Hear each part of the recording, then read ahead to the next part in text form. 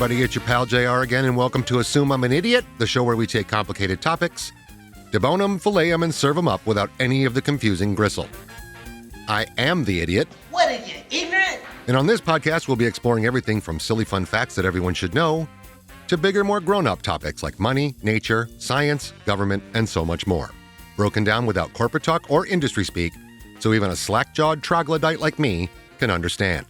So sit back, downshift, and unclog your brain pipes as we explore how everything truly works without any of the fancy pants Ivy League wordsmithery.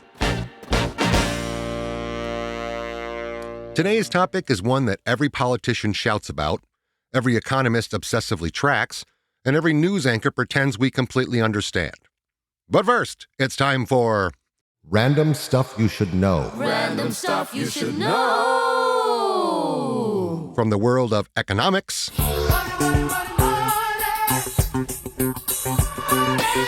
did you know that the word economics literally comes from the Greek word for household management? So every time someone drops the phrase macroeconomic stabilization policy, just remember, it basically means cleaning your kitchen for the good of the whole country. Also from the world of economics, in the early 20th century, before we had the GDP or GNP, governments had no official way to measure their own economy. They were basically going, seems fine. It wasn't until the Great Depression that someone said, hey, maybe we should, track this. So the GDP was invented. The guy who invented it, Simon Kuznets, literally told the US government not to use the GDP as the main measure of national success. So of course, we said, cool, yeah, totally. But we're going to use it as the main measure of national success and also build the entire global economy around it. Because, what do the quote-unquote experts know, am I right? Okay, on to the main topic. Today we're examining three little letters that have become the backbone of economic policy, while at the same time striking fear in the hearts of the average citizen, even if they have no idea what they mean. And the majority do not. You may have guessed it based on the random facts I just gave you. We're talking about the GDP. What is it? Why does it sound boring? And why should you, a normal human who doesn't have an advanced degree in economics, care?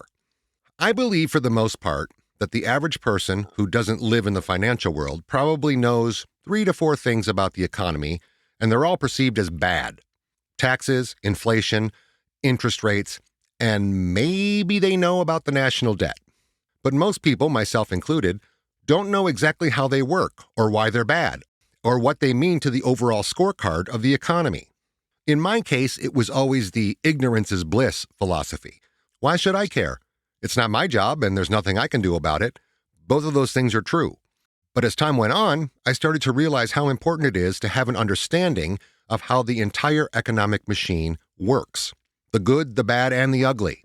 Because in my very dumb opinion, it at least gives you a fighting chance to prepare or to protect yourself from financial disaster. Not a suit of armor, but a chance. I'm going to focus first on what the heck the GDP is. And I don't know if you're supposed to say the GDP or just GDP. So I'm going to focus first on what the heck the GDP is, at least by basic definition. And remember, I'm a certified imbecile, so I'll do my best to explain this without making it even more confusing. First, a really basic history lesson. Fast so you don't get sleepy. Who invented GDP and why? GDP was invented in the 1930s during the Great Depression, basically because the economy collapsed and the government realized, oh wow, we have absolutely no idea what's going on. Enter economist Simon Kuznets, the guy I mentioned in the fun facts. He built a system to measure a country's economic output during the Great Depression. The idea was simple. Let's actually track how much stuff we're making and buying so we don't accidentally drive the economy off a cliff again. Then World War II happened, and governments went, oh, this is useful. Now we can measure how much we can produce for war. And just like that, GDP went from a helpful tool to the main scoreboard for the entire global economy, even though, as I said before, old Simon told us specifically not to do that. We screwed it up from day one. It's why we can't have nice things. Okay, what the heck is GDP? GDP stands for Gross Domestic Product, which kind of sounds like a macabre medical diagnosis, but all it means is this. At its most basic, the GDP is the total value of all goods and services produced within a country in a year. Everything counts. The burgers we buy, the houses we build, the movies we stream, the apps we downloaded, the surgeries we get, the cars, the clothes, the cookies, the coffee, the construction, everything. If money changed hands to make it or sell it, GDP tallies it. GDP is basically the country's annual report card. If the number goes up, everyone cheers. If it goes down, the news gets dramatic music and politicians start yelling. Or if you need another visual, kind of like a big receipt for our financial activity. If the receipt is bigger than last year, yay, we're doing great. If it shrinks, everyone panic. So why does everyone in our GVT obsess over the GDP?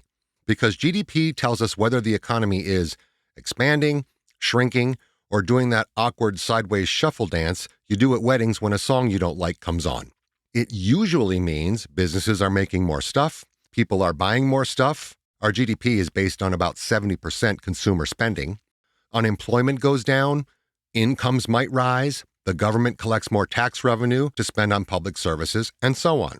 When the GDP shrinks, that's when you hear words like recession, slowdown, or it's time to tighten our belts. GDP is one of the main ways economists tell if the country is healthy or needs a financial multivitamin. The GDP is like the mood ring of the entire country. If it glows green, people relax. If it glows red, everyone starts hoarding canned goods and making questionable financial decisions. For certain.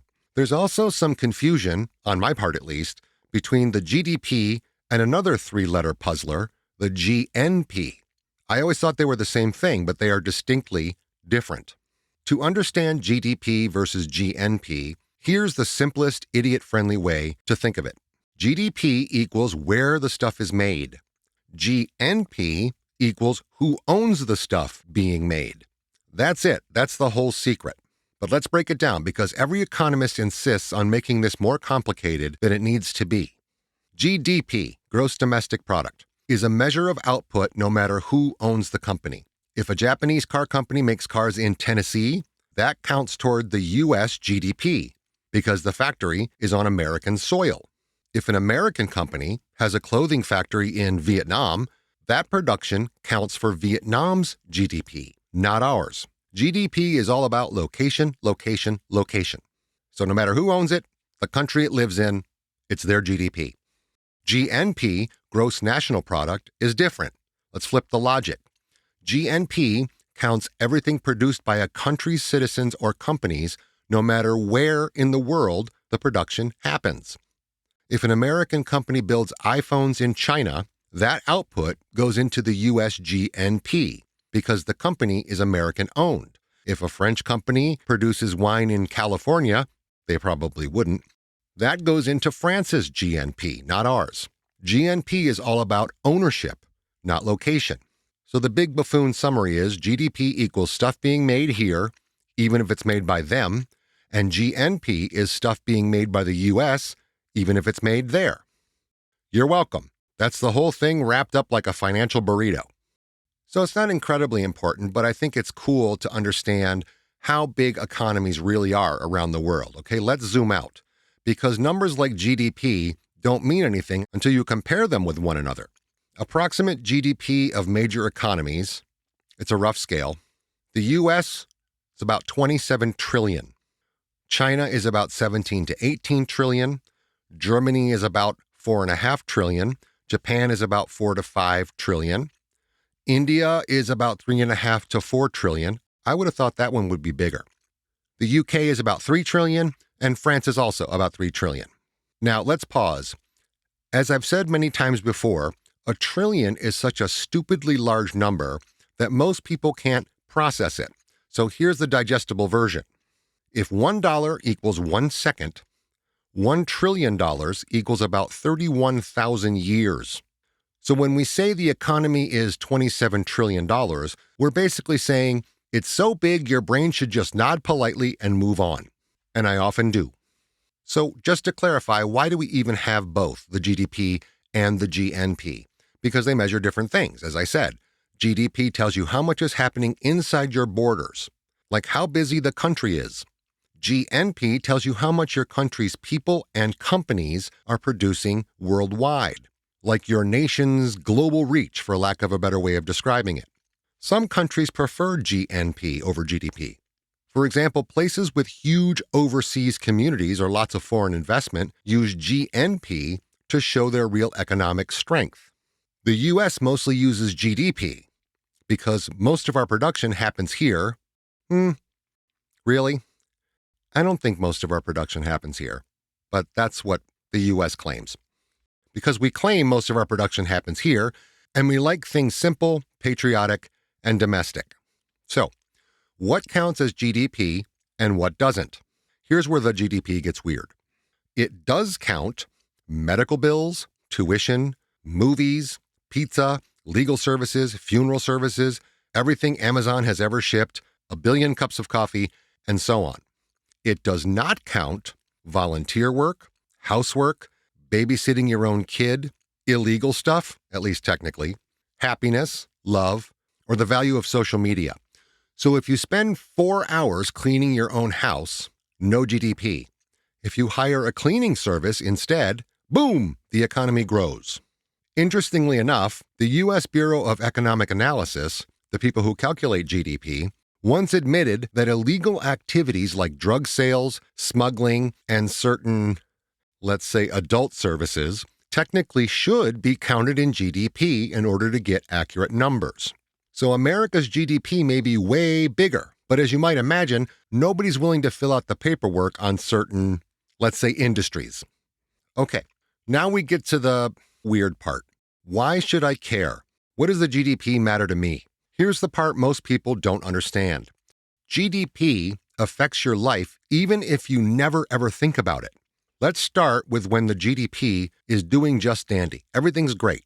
If GDP is strong, your chances of getting a job go up, you're more likely to get a raise, interest rates might go down, businesses might invest more money, and people generally feel safer about spending money. Now, what happens when the GDP goes bad? First, what counts as bad? Economists look for 2 quarters, 6 months worth, of negative GDP growth. That's the classic definition of a recession. So that's when the GDP goes bad. During a GDP bad spell, it's a domino effect. Businesses get nervous, they freeze hiring, they cut costs, they delay investments. Your job becomes less stable because layoffs start. That means less income, less spending. Prices wobble, the stock market panics, the government makes a big dramatic speech. All of that makes the economy slow down more. And now you've got a feedback loop. The more of that stuff happens, the more it causes that to happen. You understand? Answer me when I talk to you. So are there warning signs before GDP drops? This is another one of the many parts nobody explains well. GDP is what you call a lagging indicator, meaning by the time it drops, things are already crappy. So economists watch early warning signs. For example, unemployment starts rising. People losing jobs equals there's less spending coming soon. So consumer spending slows. If people stop buying stuff, that's a huge red flag. Remember, consumer spending is about 70% of U.S. GDP. Another sign is businesses stop investing. Companies go, let's not build that new factory right now. Stock market drops. The market often falls before the GDP drops because investors are basically paranoid fortune tellers. Also, interest rates spike. Higher interest rates equal more expensive loans, less spending, slower growth, and so on. Now, those are the signs that the GDP is going to fall or is starting to fall. What if it drops really hard? Okay, this is sort of a recession versus a crisis. A mild drop is a recession. That's slower growth, some layoffs. Recovery is possible in probably 1 to 2 years. A big drop equals a financial crisis, like the one we had in 2008. Banks fail, massive unemployment, housing collapses, governments step in big time.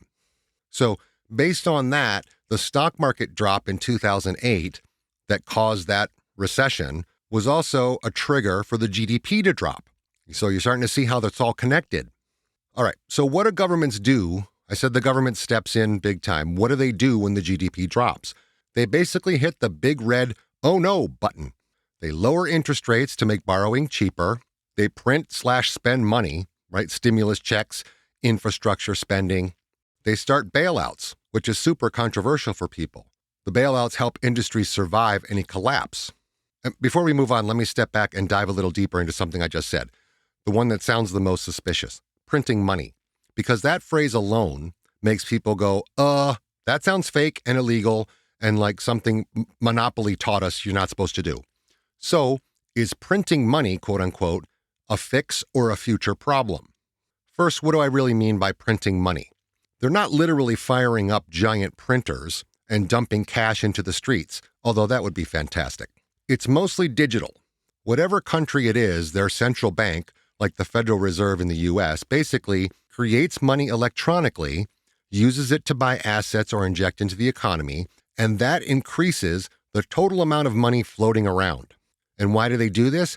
Because when GDP is dropping, the economy is basically stalling. All those things I mentioned, people stop spending, businesses stop investing, everything slows down, and the government says, let's put more money into the system to get things moving again. Think of it like jump-starting a dead car battery. It's not a replacement, it's not a new battery, but you're putting some life into the old one. When it works, adding money can encourage spending, help businesses survive, keep people employed. This can actually prevent things from getting worse. This is why it's used during recessions usually. The problem is here comes inflation. Here's where things go sideways. Remember, more money plus the same amount of stuff equals higher prices. Okay? We'll go simple. You have 10 pizzas, you have 10 people, everyone has $10, and pizza equals $10 a pie. Now, imagine suddenly everyone has $20, but there are still only 10 pizzas. Now people start bidding each other up. Pizza goes to $15, $20, maybe even more. That's what inflation is. So yes, printing money can cause inflation, but it's not automatic. It depends on how much, how fast, and what else is happening. When it becomes a real problem is the too much too fast. If the government floods the system with money quickly, prices rise super quick. And if supply can't keep up, like during COVID, for example, prices go up no matter how much money they throw in there or how fast they do it. Another big problem is people expect prices to rise. This is the sneaky one. If everyone thinks inflation is coming, workers demand higher wages, businesses raise prices early, inflation just becomes a self-fulfilling prophecy. The fear of inflation has caused inflation, mostly because people are scared dumb animals. On top of all that, what happens to the value of money? Now let's zoom out globally. If a country creates a lot of new money, each unit of that money becomes less valuable, right? Think of it like, a rare baseball card. A rare baseball card is really valuable. If everyone suddenly has the same card, it's less valuable. It's the same idea. And internationally, if investors see a country printing aggressively, confidence can drop, currency weakens, imports get way more expensive, which leads to, you guessed it, more inflation. And there are some extreme examples just so you know that this is a real thing. This isn't theory. Most of the time, countries manage this carefully, but when it goes wrong, it goes really wrong. Countries like Zimbabwe, Venezuela, they printed massive amounts of money while their economies were weak. The result was prices exploded. Money became almost worthless. People needed stacks of cash just to go to the grocery store and buy basic stuff. That's called hyperinflation, and that's hyper bad. So why do it at all then? Because doing nothing can actually be worse. If the government doesn't act, businesses collapse, jobs disappear, and the economy spirals. They're constantly balancing fix the problem now versus don't create a bigger problem later. It's really a tough one. It's very tricky. So a good analogy for your brain to grasp all of this, printing money is like pouring gasoline on a dying fire. A little bit gets the fire going. Too much burns the damn house down. Sorry for that little detour, but I think it was important.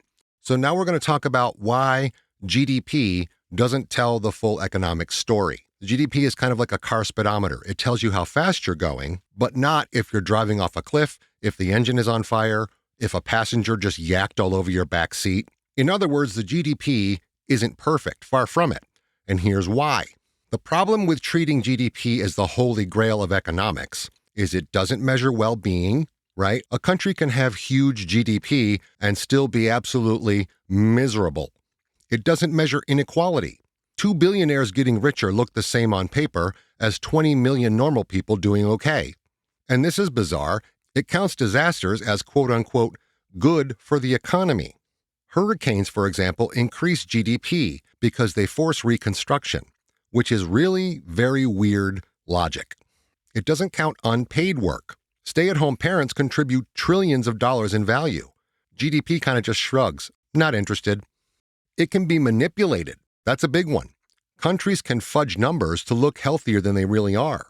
So in a nutshell, GDP is the giant calculator that keeps track of everything the country makes, sells, or buys. It's not complicated, just a boring number with excellent PR. GDP loves capitalism. GDP does not care about your personal growth or joy. GDP won't tell you if people are happy or healthy or thriving, but it will tell you whether the economy is chugging along or sputtering like an old Nissan Sentra. Before I truly wrap this up, I wanted to talk about something that just happened while I was researching this episode, just 1 or 2 days ago. So it's super timely and a good example of how the GDP is interwoven with the economy. As of this past weekend, the end of April 2026, the total U.S. national debt has surpassed the nation's annual GDP. Actually, our debt had officially crossed 100% of GDP in late March, with total gross debt exceeding $39 trillion, placing the debt-to-GDP ratio above 100% for the first time since World War II. As I said earlier in the podcast, America's GDP is $27 trillion. Okay, not to sound like a broken record, but this isn't a political show. It's an educational show. At least that's the intention. I'm not here to discuss how we got there or who did what or anything like that. And coming soon, I have an entire episode that talks about the national debt and how all that works, okay? None of this episode or that one are finger-pointing, just a big dumb idiot learning how stuff works. So with that said, here's the key details regarding the debt to GDP. Total gross national debt is over $39 trillion, well exceeding the annual GDP of $27 trillion. Debt held by the public surpassed 100% of GDP on March 31st, 2026, with an estimated ratio of plus or minus 100.2%. Debt is projected to reach 108% of GDP by 2030 and continue rising, potentially reaching 120% within a decade if we don't do something about it. This level of debt is comparable to post-World War II era, but it's now driven by chronic deficits rather than a global war. So how do I explain it? The rising debt-to-GDP ratio reflects a scenario where the government spends about $1.33 for every dollar it collects in revenue. This trend has prompted concerns, rightfully so, regarding long-term fiscal stability, okay? Interest rates, future economic growth, etc. And I'm trying to make this as easy as possible. When the national debt grows faster than the economy, the GDP, it's a bit like a household's credit card balance growing faster than their paycheck. Several structural problems arise when the debt-to-GDP ratio stays high or continues to climb. There's something called the crowding out effect. As the government borrows more, it competes with the private sector for capital. They're duking it out over money. This can lead to reduced private investment. Okay, money that could have gone into business startups, research, or infrastructure goes into buying government bonds instead.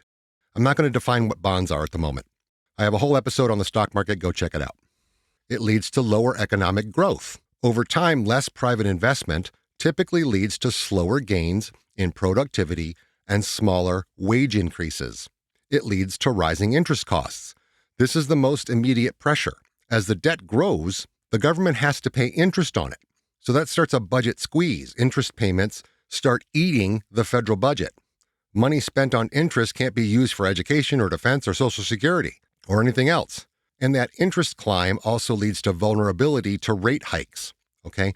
If interest rates rise even slightly, the cost to quote-unquote service the debt spikes, potentially leading to a spiral where the government has to borrow just to pay the interest on previous debt. Okay? The debt-to-GDP ratio also reduces fiscal space. It's a weird term. High debt limits the government's ability to react to emergencies. If a major recession, pandemic, or war occurs, a country already at 100% plus debt to GDP has less room to borrow for stimulus or relief without risking a big financial crisis. Then there's inflationary pressure.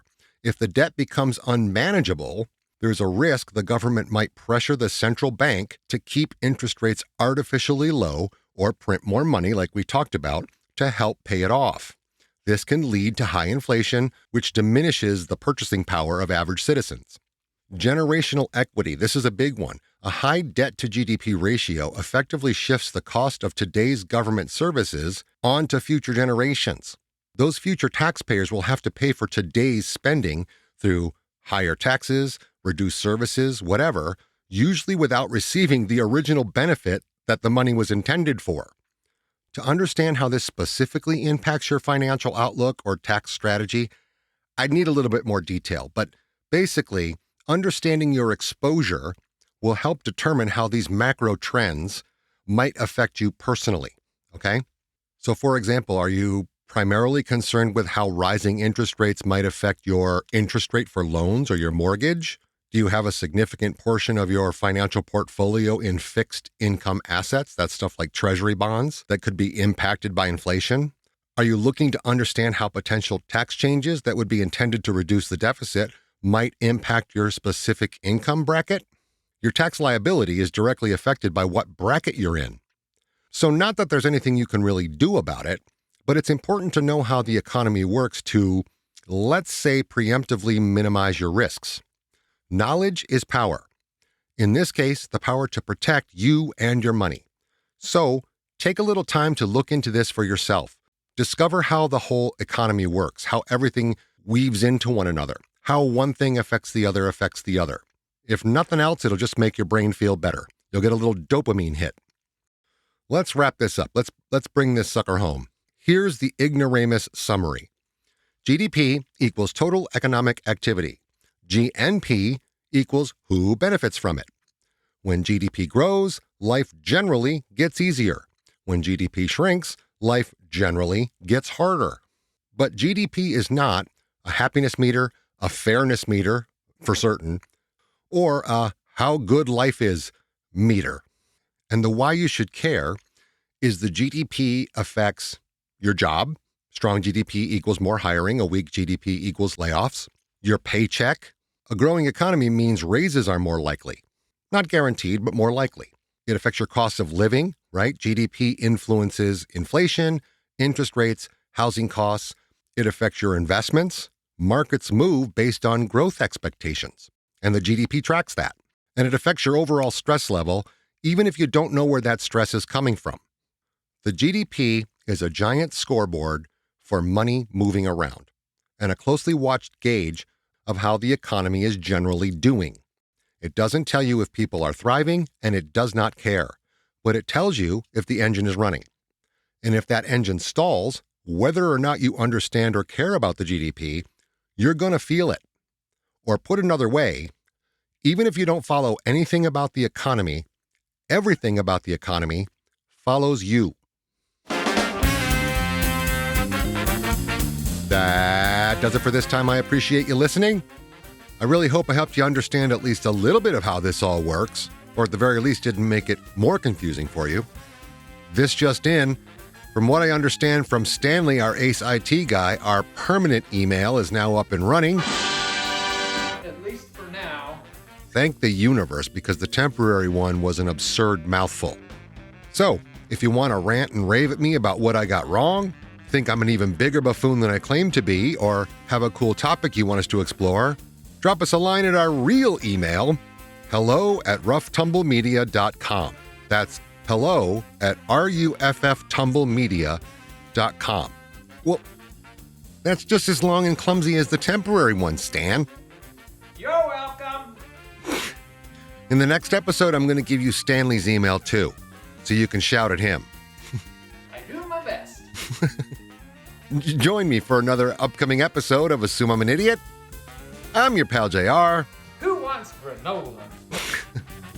Catch you again soon.